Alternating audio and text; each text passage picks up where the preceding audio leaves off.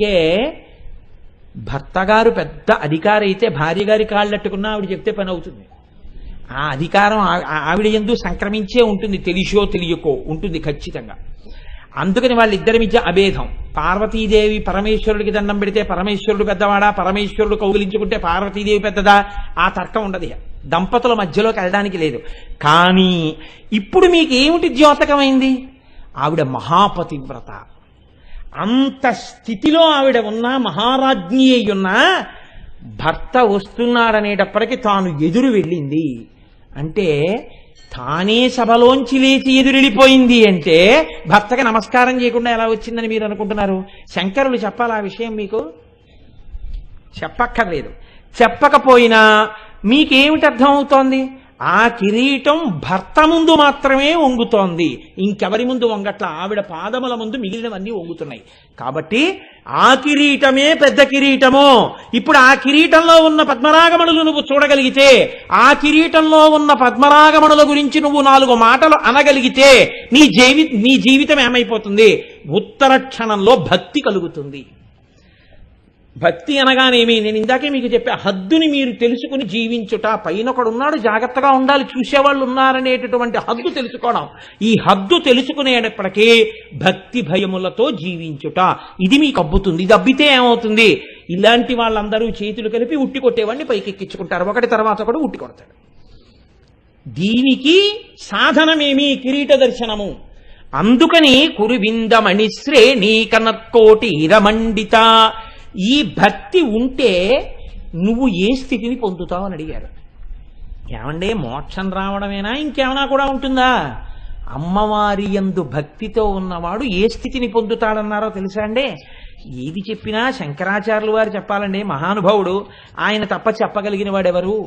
ఆయన అంటారు, తనీయాం సంపాంసుం తవ చరణ పంకేరుహభవం విరించి సంచిన్వన్ విరచయతి లోకాన వికలం వహత్యేనం శౌరి కథమమి సహస్రేణ శిరసాం హరః సంక్షుద్యైనం భజతి భస్మోద్ధూళన విధిం. చతుర్ముఖ బ్రహ్మగారు ఈ లోకాన్నంతటినీ సృష్టి చేసేటప్పుడు ఎక్కడా తప్పు లేకుండా సృష్టిస్తున్నాడు. మనిషి కడుపున మనిషి, కుక్క కడుపున కుక్క, పిల్లి కడుపున పిల్లి, అందరికీ ముఖమే ఉండాలి. ముఖంలోనే ముక్కు, ముఖంలోనే కళ్ళు, ముఖంలోనే చెవులు, ముఖంలోనే నోరు, ముఖంలోనే అదేంటి లేకపోయినట్టయితే లలాటము. ఇన్ని సృష్టించిన ఒక వ్యక్తిని పోలి ఇంకొక వ్యక్తి ఉండడు. అందరూ ముఖాలే, అన్ని తలకాయలే అయినా ఒక మనిషిని పోలి ఇంకొక మనిషి లేకుండా సృష్టి చేస్తున్నాడు. ఇంత శక్తి బ్రహ్మగారికి ఎక్కడి నుంచి వచ్చింది? తనీయాం సంపాంసుం. అమ్మవారి పాదములకు పట్టినటువంటి రజస్సు మట్టిని చల్లుకోలేదుట. అమ్మవారి పాదములకు ఉన్నటువంటి మట్టిలో ఉన్న ఒక లేశ కణాన్ని తీసి తన కిరీటం మీద వేసుకున్నట్ట. ఇంత శక్తి వచ్చింది. నువ్వు కూడా నీకిచ్చిన శక్తిని అమ్మవారి పరం చేసి ఆవిడ పాదముల దగ్గర తల ఉంచి నమస్కరించి, అమ్మా నే చేస్తున్నది నీ అనుగ్రహంతో అని ఆవిడ పాద ధూళిని శిరస్సున వేసుకోగలిగితే నీకున్న విభూతి ఏ స్థాయిలో ప్రకాశిస్తుందో, నువ్వు ఎంత స్థితిని పొందుతావో ఆలోచించుకో. కాబట్టి తనీయాం సంపాంసుం తవ చరణ పంకేరుహభవం విరించి సంచిన్వన్ విరచయతి లోకాన వికలం వహత్యేనం శౌరి కథమమి సహస్రేణ శిరసాం. ఏమి మాటలేసేస్తారు అనండి శంకరాచార్యుల వారు. అమ్మవారి పాదములకే ఉన్నటువంటి ధూళికణాన్ని శిరస్సు మీద వేసుకున్నారట శ్రీ మహావిష్ణువు. వేసుకుని ఏం చేస్తున్నారు? 1000 తలలతో ఈ భూమిని మోస్తున్నారట. అదేమిటండి, విష్ణువు భూమిని మోసినట్టు ఎక్కడుందండి లోకంలో? అంటే శంకరాచార్యుల వారి ప్రజ్ఞ ముందు ఎవరైనా తలవంచవలసిందే. ఆయన అన్నారు, వహత్యేనం శౌరి, శౌరి మోస్తున్నాడు అన్నారు. శౌరి అన్న మాట కృష్ణుడికి ఉంది. శౌరి అంటే సూర్యుడి యొక్క మనవడు. ఆ సూర్యుడు అనేటటువంటి ఆయన కొడుకు వసుదేవుడు, వసుదేవుని యొక్క కుమారుడు కృష్ణ భగవానుడు. సూర్యుడికి పౌత్రుడు కనుక శౌరి అని పేరు. శూరుడికి కొడుకు వసుదేవుడైతే వసుదేవుడికి చెందినటువంటి భార్య రోహిణీ గర్భమునందు పుట్టిన బలరాముడు కూడా శౌరియే. ఎందుకని ఆ సూర్యుడికి మనవడే అవుతాడు కాబట్టి. ఇప్పుడు బలరాముడు కూడా శౌరి అయితే ఆ బలరాముడి శేషాంశ, శేషుడు బలరాముడిగా వచ్చాడు. కాబట్టి ఆ శేషుడు 1000 పడగలతో భూమిని మోస్తాడు. కాబట్టి ఇప్పుడు శౌరి అన్న మాట విష్ణువాంశ శేషుడికి కూడా వర్తిస్తుంది. అలా వచ్చారు శంకరాచార్యులు గారు. ఒక్క మాటతో మిమ్మల్ని ధ్యానం చేయిస్తారు. శౌరి ఎలా చెందుతుంది అన్నారు అనుకోండి, మీరు 50 పుస్తకాలు ఎట్టి చూడాలి. అంటే మొదట్లో అయితే, తర్వాత అమ్మవారి అనుగ్రహం అంటే వెంటనే విడుతుంది, వేరు విషయం అనుకోండి. కాబట్టి ఇప్పుడు బలరాముడు శేషాంశలో ఉండగా తన 1000 పడగలతో ఈ భూమిని మోస్తున్నాడు. మొయ్యడము అన్న మాట గురించి మీరు ఒకటి ఆలోచించండి. ఎలా మోస్తున్నట్ట? బ్రహ్మగారు చేసినట్టుగా, బ్రహ్మగారు చేస్తే నవికలం, ఏ తేడా లేకుండా సృష్టి చేస్తున్నట్ట. విష్ణువు కూడా అంత గొప్పగా మోసేస్తున్నారా లోకాన్ని? కథమపి, ఎలాగో అలా. అదేమిటి? సృష్టి చేయడం తేలిక, ఒక్క గంట పనో ఓ రోజు పనో ఉంటుంది అది సృష్టి. కానీ స్థితి, డేట్ ఆఫ్ బర్త్ అన్నది కొన్ని క్షణాలతో కూడుకుని ఉంటుంది, దాన్ని బట్టే జాతకం ఉంటుంది. డేట్ ఆఫ్ డెత్ అన్నది నిజానికి ఒక్క క్షణం ఉంటుంది, అయిపోతుంది. ఈ మధ్యలో ఉన్నదే స్థితి. ఇది ఎలా బతికామన్నదే ముఖ్యం. కాబట్టి ఇంతమందిని పరిపాలించడం అంటే మాటలా అండి? కథమపి, భరించడం అంటే పరిపాలించడం కూడా. ఎలా భరిస్తున్నాడో వీళ్ళందరినీ అన్నారు అనుకోండి, ఎలా పరిపాలిస్తున్నాడో వీళ్ళందరినీ అని అర్థం ఉందండి. శౌరి ఇప్పుడు పరిపాలనాంశ కూడా చెల్లింది.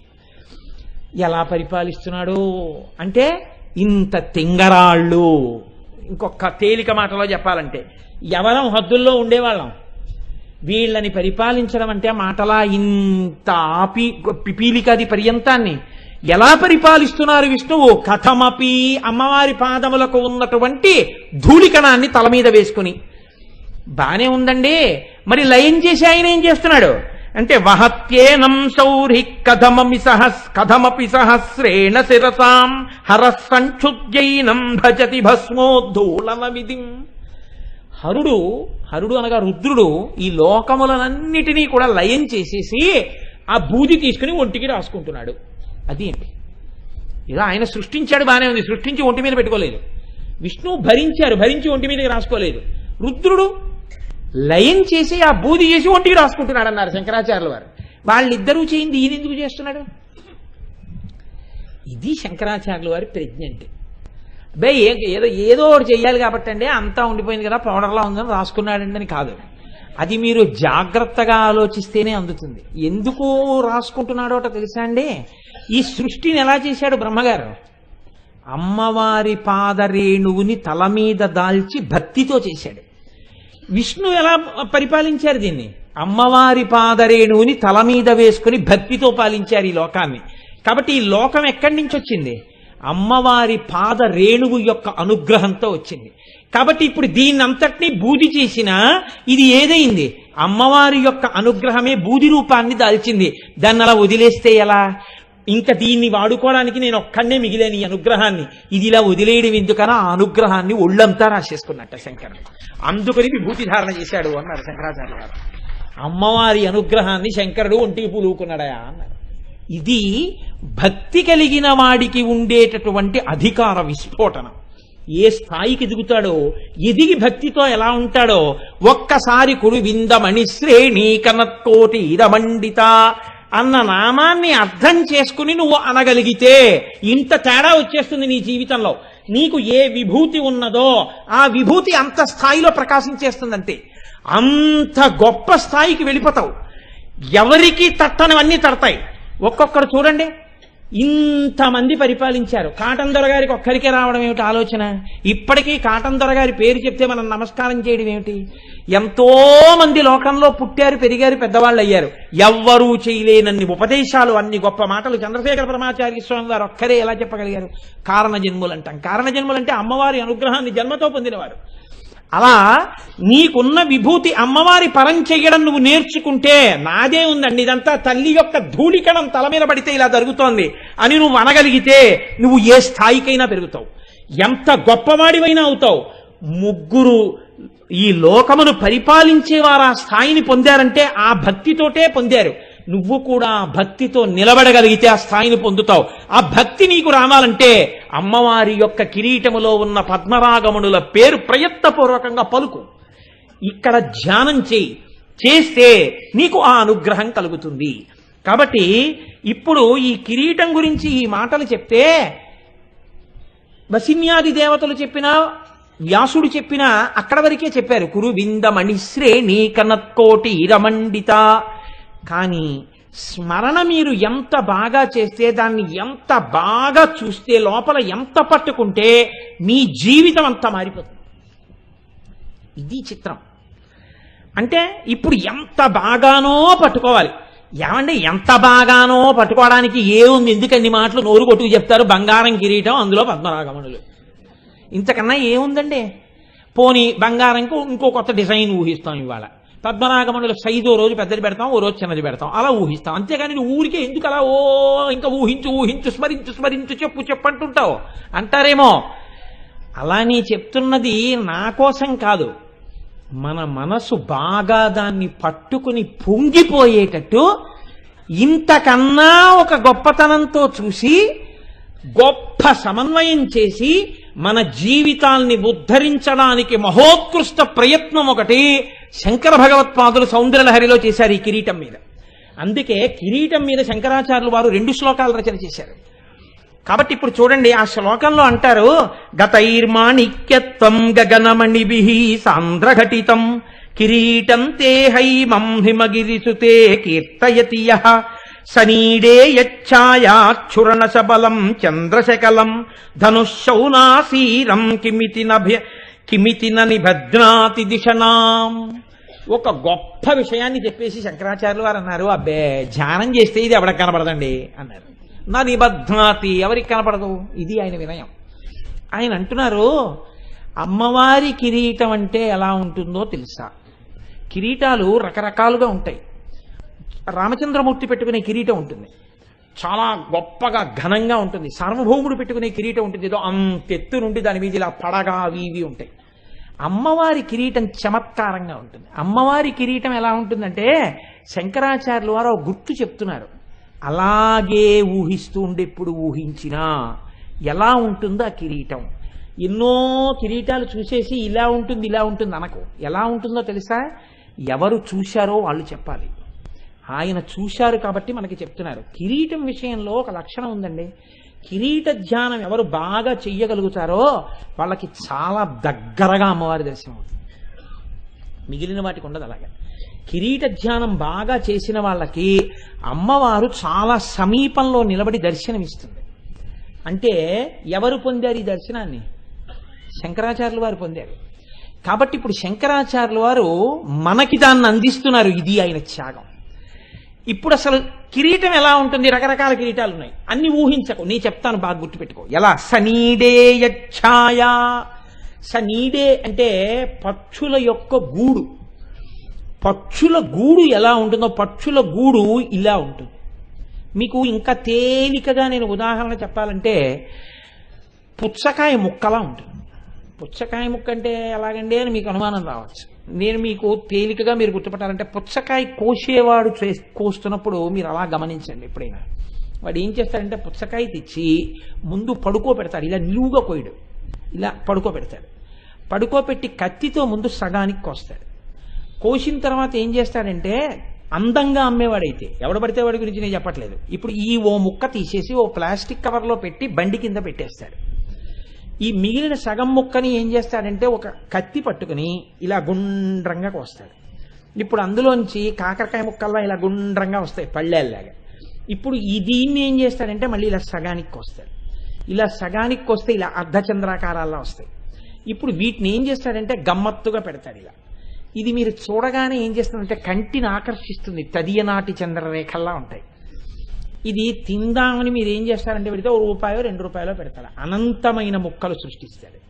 ఇప్పుడు ఆ ముక్క పట్టుకుంటే మీరు ఇలా పట్టుకోవడానికి ఉండదు, ఇలా కింద పట్టుకోవాలి.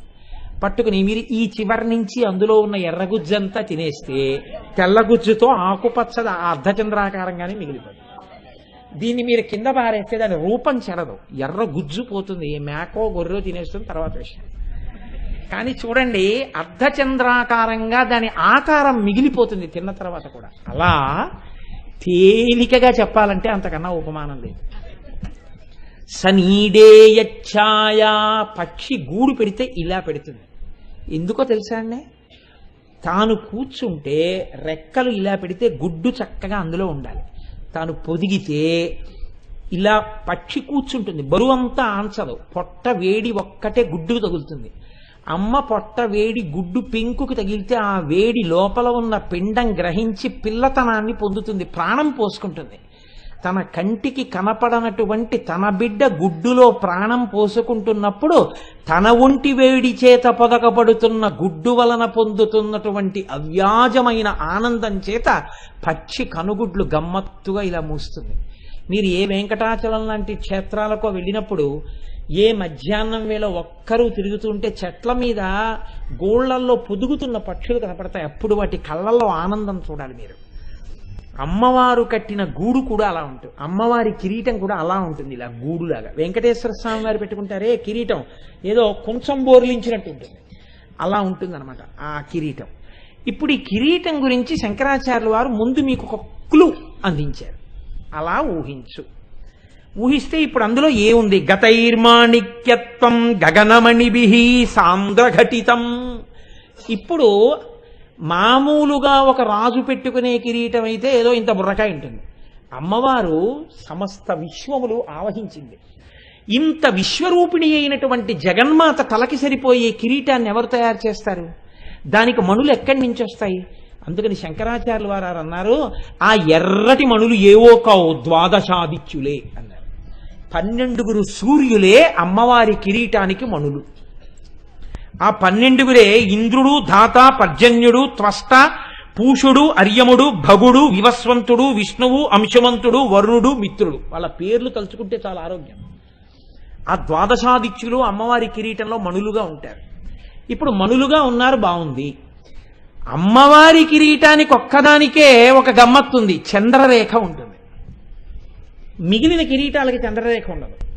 ఆ చంద్రరేఖ ఎప్పటిది? తదియనాటి చంద్రరేఖ. తదియ కృష్ణపక్షంలోదా శుక్లపక్షంలోదా? కృష్ణపక్షంలో ఉన్నటువంటి తదియనాటి చంద్రరేఖ ఇవాళ ఉందే చంద్రరేఖ ఇంచుమించు ఇవాళ చవితి కాబట్టి ఇది అవుతుంది, ఇది కాదు. శుక్లపక్షంలో ఉన్నటువంటి తదియనాటి చంద్రరేఖ మనం టేకి పెడుతూ కారులోంచి దర్శనం చేశాం కదా ప్రసాద్ బాబు గారు, అందుకని నమస్కారం చేస్తారు తదియనాటి చంద్రరేఖకి. శుక్లపక్షంలో తదియనాటి చంద్రరేఖ ఇలా ఉంటుంది. అది నేను చెప్పిన పుచ్చకాయ ముక్క ఆకారంలో ఉంటుంది. అలాంటి చంద్రరేఖ ఒకటి అమ్మవారి కిరీటం మీద ఇలా ఉంటుంది. మళ్ళీ ఇప్పుడు ఇలా ఉన్నటువంటి ఈ చంద్రరేఖ ప్రకాశిస్తుంటే 12 సూర్యులు ద్వాదశాదిత్యులు ఆ పద్మరాగమణులులా కిరీటంలో ఉన్నారు. అమ్మవారు నవ్వుతూ కూర్చుంది. శంకరాచార్యుల వారు అన్నారు, ఈ చంద్రబింబం దగ్గర నుంచి అమృత బిందువులు పడతాయి కదా చంద్రుడు అన్న తర్వాత, ఈ అమృత బిందువు ఇలా పడింది. పడుతుంటే ఈ ద్వాదశాదిత్యుల్లోంచి ఒక కిరణం ఆ బిందువులోకి వెళ్ళింది. వాన పడుతోంది, సూర్యప్రకాశము ఉంది. సూర్యకిరణం వాన బిందువులోంచి వెళ్ళగానే ఆకాశంలో ఇంద్రధనస్సు వస్తుంది, 7 రంగుల కింద విడిపోతుంది. అలాగే చంద్రుడి నుంచి పడుతున్నటువంటి సుధా బిందువు మీదకి సూర్యకిరణం పడగానే ఎట్నుంచి పడిన కిరీటానికి చుట్టూ ఉన్నాయి ఆదిత్యులు. ఆ సూర్యకిరణం ఇలా పడగానే ఇంద్రధనస్సు వస్తుంది అమ్మవారి కిరీటం మీద, 7 రంగుల కింద విడుతుంది. ఇలా అమ్మవారి కిరీటం చుట్టూ ఇంద్రధనస్సు ఏర్పడుతుంది. నువ్వు బాగా చూశావని గుర్తు ఏమిటంటే నీకు ఆ ఇంద్రధనస్సు కూడా కనపడి ఉండాలి ధ్యానంలో. లేకపోతే ఈ చంద్రరేఖ నుంచి పడుతున్న సుధాబిందువు సూర్యకిరణం అలా వెళ్ళడం, అందులోంచి విడిబడి ఇంద్రధనస్సు కూడా పడడం జరిగింది అంటే నువ్వు బాగా ధ్యానం చేశావు. ఇలా బాగా ధ్యానం చేసిన వాడికి ఇంద్రధనస్సు అన్నది కొత్తగా కనపడింది. అది ఇంద్రధనస్సు అని శంకరాచార్యులు వారు చెప్పరు. ఎంత రహస్యనామం వాడారో తెలుసా అండి ఆయన? శౌనాసీరం అన్నారు. శౌనాసీరం అన్న మాట ఇంద్రుడికి అమరకోశంలో వాడారు. సైన్యంలో ముందుండి యుద్ధం చేస్తాడు కాబట్టి, ముందు గొప్ప సైన్యం ఉంచుతాడు కాబట్టి ఆయనకి శౌనాసీరం అని పేరు. ఇంద్రుడి యొక్క ధనస్సు ఎలా ఉంటుందో అలా 7 రంగులు విడిపైన ఇంద్రధనస్సు ఏర్పడుతుంది. అంటే మీరు నిజంగా ఇప్పుడు ధ్యానం చేయడానికి ఒక గొప్ప అవకాశాన్ని శంకరాచార్యుల వారు మీకు ఇచ్చేశారు. ఇప్పుడు మీరు కళ్ళు మూసుకొని అమ్మవారి బంగారు కిరీటం, అందులో మణులు, పైన చంద్రరేఖ. లోకంలో ఉండేటటువంటి సంప్రదాయం ఏమిటంటే చంద్రుడు స్వయం ప్రకాశకుడు కాడు, సూర్యుడు స్వయం ప్రకాశకుడు. సూర్యుని కిరణాలు చంద్రుడి మీద పడితే చంద్రుడు ప్రకాశిస్తాడు. శంకరాచార్యులు వారు అంటున్నారు చంద్రుడి యొక్క ప్రకాశం చేత సూర్యుడి యొక్క ప్రకాశం కలిస్తే ఇంద్రధనస్సు వస్తుంది అంటున్నారు. ఆయన అమ్మవారి అనుగ్రహం వల్ల ఏమైందంటే చంద్రుడు గొప్ప స్థాయిలోకి వెళ్ళిపోయాడు. ఇప్పుడు శంకరుడికి సూర్యశేఖరుడు అని పేరుంది, చంద్రమౌళీశ్వరుడు అని పేరుంది. ఇప్పుడు శంకరాచార్యులు వారు ఈ శ్లోకంలో రహస్యంగా అమ్మవారిని సూర్యచంద్రమౌళీశ్వరి అని నామకరణం చేశారు. ఇప్పుడు ఇలా అనడం వల్ల మీకేం తెలిసింది? అమ్మవారు సూర్యచంద్రమౌళీశ్వరి. ఇప్పుడు మీకు తెలియకుండానే ఈ నామం మీరు పలికేశారు. చంద్రమౌళీశ్వరుడి భార్య చంద్రమౌళీశ్వరి. మీరు మీ ప్రమేయం లేకుండా, మీకు తెలియకుండా ఈ సామ్యాన్ని తీసుకొచ్చి ఆవిష్కరించేశారు కిరీటాన్ని అడ్డు పెట్టుకుని ధ్యానం చేస్తే.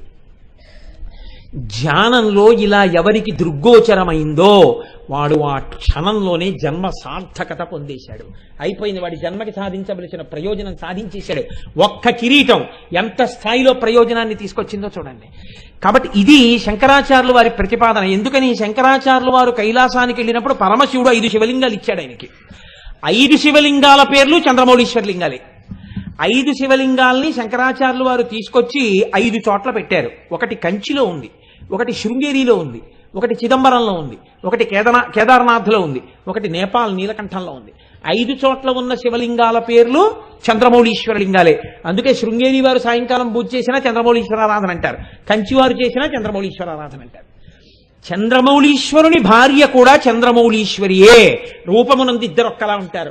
ఆ ఇంద్రధనస్సుని అడ్డుపెట్టి మీకు ధ్యానమునందు ఒక కొత్త కోణాన్ని శంకరాచార్యులు వారు తొడిగారు. కాదు, ఇంకొక రహస్యం మీకు చెప్తున్నాను.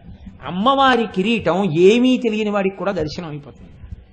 ఏమీ తెలియకపోయినా మీరు చూడొచ్చు అమ్మవారి కిరీటాన్ని. ఎప్పుడు చూడొచ్చో తెలుసా అండి? ఒక్క కార్తీక మాసంలో కృష్ణపక్షంలో వచ్చేటటువంటి చతుర్దశి నాడు అమ్మవారి కిరీటం ఆకాశంలో కనపడుతుంది. అందుకే ఆ చతుర్దశిని రూప చతుర్దశి, కృష్ణ చతుర్దశి అని పిలుస్తుంటారు. కారణం ఒక్కటే, ఎంతమంది దీన్ని పట్టుకోగలరో నాకు తెలియదు కానీ పట్టుకోగలిగిన వారు ధన్యులు. ఒక రాశి చక్రంలో సూర్యచంద్రులు ఇద్దరూ ఎప్పుడూ అమావాస్య నాడు 1 డిగ్రీ దగ్గరే ఉంటారు. అంటే 1 బిందువు దగ్గరే ఉంటారు. అలా గోపాలకృష్ణ గారు నాకు సుతముఖాన్ని అలా బోర్డు ఇస్తే బాగుంది. ఇప్పుడు ఇది ఒక రాశి చక్రం అనుకోండి. రాశి చక్రం అయితే ఈ రాశి చక్రంలో అమావాస్య తిథి నాడు సూర్యచంద్రులు ఇద్దరు ఇక్కడ ఉంటారు. నేను చెప్పేది వినపడుతోందండి? ఇటు తిరిగి చెప్పడంలో ఇద్దరు ఇక్కడ ఉంటారు. ఉంటే ఒక నెలలో 2 పక్షాలు ఉంటాయి, శుక్లపక్షం, కృష్ణపక్షం. శుక్లపక్షంలో 15 తిథులు ఉంటాయి, కృష్ణపక్షంలో 15 తిథులు ఉంటాయి. శుక్లపక్షంలో ఈ తిథి ప్రారంభం అవగానే ఒక తిథి వస్తే పాడ్యమి వచ్చిందనుకోండి, చంద్రుడు 13 డిగ్రీలు పెడతాడు, అంటే ఇక్కడికి వస్తాడు. సూర్యుడు 1 డిగ్రీ కదులుతాడు. అంటే ఇప్పుడు సాపేక్ష వేగంలో సూర్యుడి కన్నా చంద్రుడు ఎన్ని డిగ్రీలు ముందుకెళ్ళాడు? 12 డిగ్రీలు ముందున్నాడు. అంటే పౌర్ణమి తిథి వచ్చేటప్పటికి సూర్యుడు ఎక్కడ దాకా వచ్చాడో అక్కడికన్నా 180 డిగ్రీలు ముందుకు వచ్చేస్తాడు చంద్రుడు. 15, 12 180 కదండి సాపేక్ష వేగంలో. అంటే అప్పటికి 15, 13 195 డిగ్రీలు తిరుగుతాడు చంద్రుడు. 195 డిగ్రీలు ఈయన వస్తాడు ఇక్కడికి, 15 డిగ్రీలు ఈయన వస్తాడు. అంటే ఈయనకి ఎదురుగుండా ఈయన ఉంటాడు. సూర్యుడికి చంద్రుడు ఎదురుగుండా. సూర్యుడు తూర్పు దిక్కునుంటే చంద్రుడు పశ్చిమ దిక్కునుంటాడు. సూర్యుడు పశ్చిమ దిక్కును అస్తమిస్తుంటే చంద్రుడు తూర్పు దిక్కును ఉదయిస్తాడు. ఎదురుగుండా ఉంటాడు. ఇప్పుడు మళ్ళీ 15 తిథులు నడిస్తే అమావాస్య వస్తుంది. మళ్ళీ అమావాస్య వచ్చిందనుకోండి, మళ్ళీ ఈయన ఈ 15 రోజుల్లో 15, 13, 195 తిరిగి ఈయన్ని కలిసేసుకుంటాడు. ఈయన్ని కలుసుకునే లోపల అమావాస్యకి ముందు చతుర్దశి తిథి నాటికి ఇంకొక 12 డిగ్రీలు దాటితే అమావాస్య కలిసిపోతాడు. అందుకని సూర్యుడు ఇక్కడ ఉన్నాడు అనుకోండి, చంద్రుడు ఇక్కడ ఉంటాడు. 12 డిగ్రీలు మాత్రమే వెనకాలకు ఉంటాడు చంద్రుడు. సూర్యుడు ఇక్కడ ఉంటాడు, చంద్రుడు ఇక్కడ ఉంటాడు.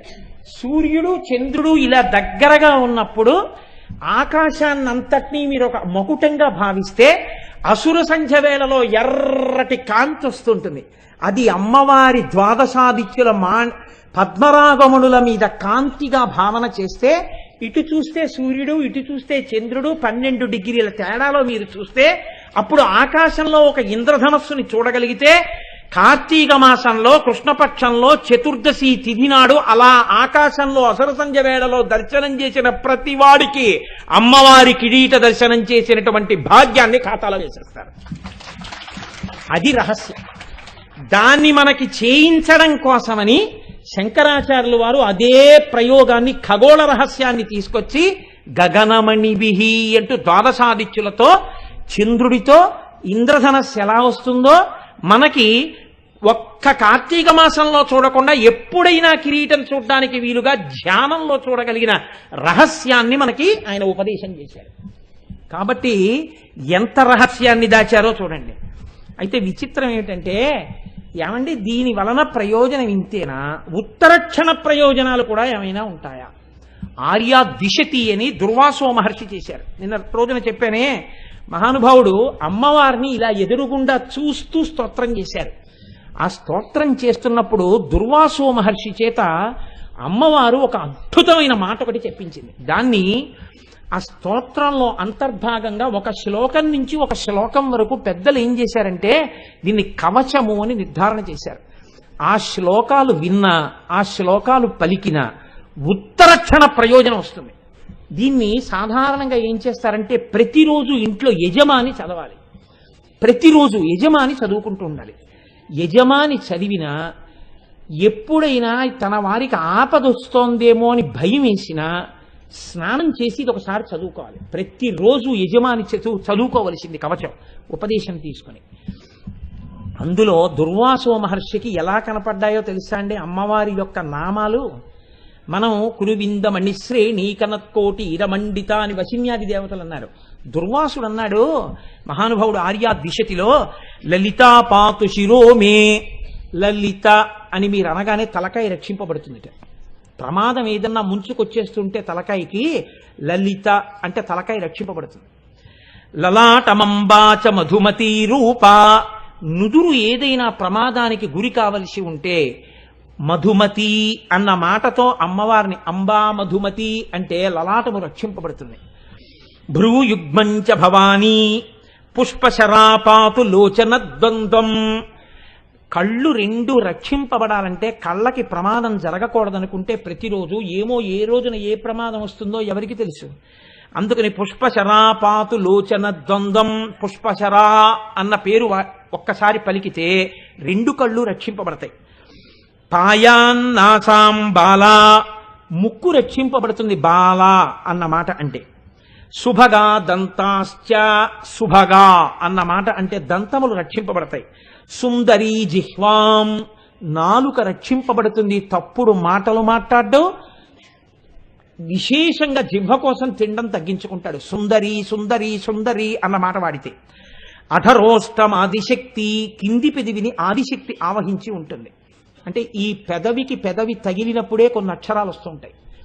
అలా రక్షించేటట్టుగా అమ్మవారు కింది పెదవిని రక్షించాలంటే ఆదిశక్తి అనాలి. చక్రేశీ పాతుమే చిరంచిబుకం, గడ్డం రక్షింపబడాలంటే అమ్మవారిని చక్రేశీ అని పిలవాలి. కామేశ్వరీ చకర్ణౌ, కామేశ్వరి అని పిలిస్తే చెవులు రక్షింపబడతాయి. కామాక్షీ పాతు గండయోర్యుగళం, ఈ గండభాగం రక్షింపబడాలి అంటే కామాక్షి అని పిలవాలి. శృంగారనాయిక శృంగారనాయిక వ్యాద్వక్త్రం, ముఖమంతా రక్షింపబడాలి అంటే శృంగారనాయిక అని పిలవాలి. నేను ఈ మాట ఎందుకు చెప్తున్నాను, ఎందుకు ఇవాళ దీన్ని ప్రత్యేకంగా చదువుతున్నాను అన్నదానికి మీకు ఒక రహస్యం చెప్తాను. పేర్లు చెప్పడం నాకు ఇష్టం లేదు, కానీ ఒక గొప్ప అధికారి భార్య మెరుపు తీగ ఏరి కోరి ఒక గొప్ప అధికారికి ఇచ్చి వివాహం చేశారు. ఇద్దరు పెళ్ళే 6 నెలలు ఎంత సంతోషంగానో జీవితం గడుపుతున్నారు. చిన్న వయస్సులో గొప్ప అధికారి ఆయన ఎంత స్థాయికి పెడతారు. ఈమెయో మెరుపు తీగ, అన్యోన్యమైన దాంపత్యం.